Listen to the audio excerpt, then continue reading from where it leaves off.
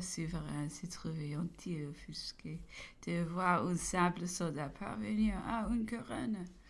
Tout était utile, l'exemple, mais les solennités, mais les circonstances qui ont accompagné mon élévation ont impressément à me associer à l'humeur, à me à leur existence, à m'allier à leur sang et à leur politique, fermer assez la porte aux nouveaux concurrents.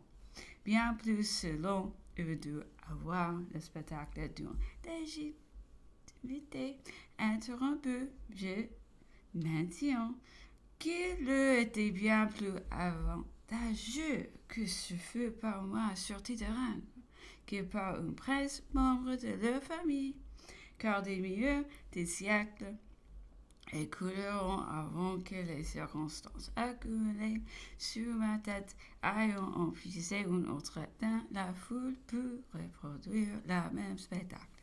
Tandis qu'il n'est pas de souverain que n'ayant à quelque part de lui dans son palais des cousins, des neveux, des frères, quelques parents propres à imiter facilement celui que une fois les aurait remplacés.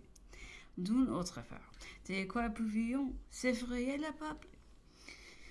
Que je vinsse le ravager, leur imposer des champs. Mais je revenais le Messie de la paix, de leur droit. Cette autrine nouvelle faisait ma force, la violer, c'était me perdre. Cependant, les Français m'ont redouté. Ils ont eu l'insanité de discuter quand il n'y avait qu'à combattre, de se diviser quand il fallait à tout prix se réunir. Et ne valait-il pas mieux encore, curieux des dangers, de me voir peu maître, comme de s'exposer ou subir les jougs de l'étranger? N'était-il pas plus aisé de se défaire d'un despote, d'un tyran, que de secouer les chaînes de toutes les nations réunies?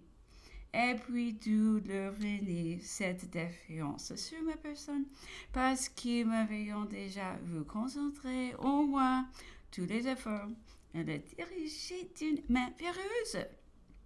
Mais n'apprennent-ils pas aujourd'hui à leur dépens combien c'était nécessaire?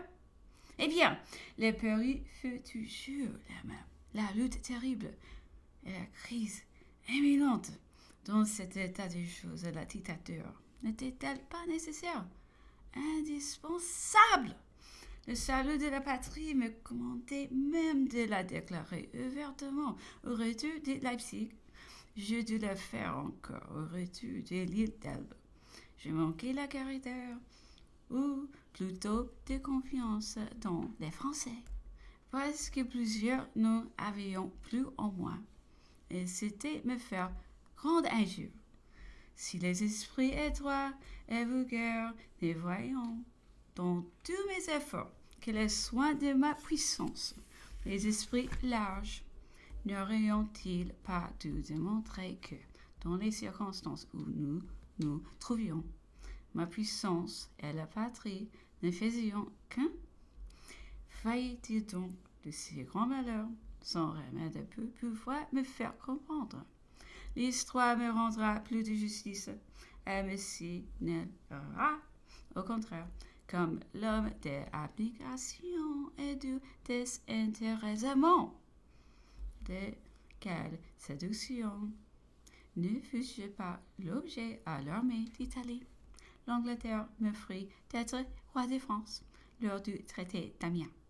J'ai repoussé la paix de Châtillon. J'ai dénié toute stipulation personnelle à Waterloo. Pourquoi? C'est que rien de tout cela n'était la patrie. Et je n'avais d'autre ambition que la sienne, celle de sa gloire, de son ascendante, de sa majesté.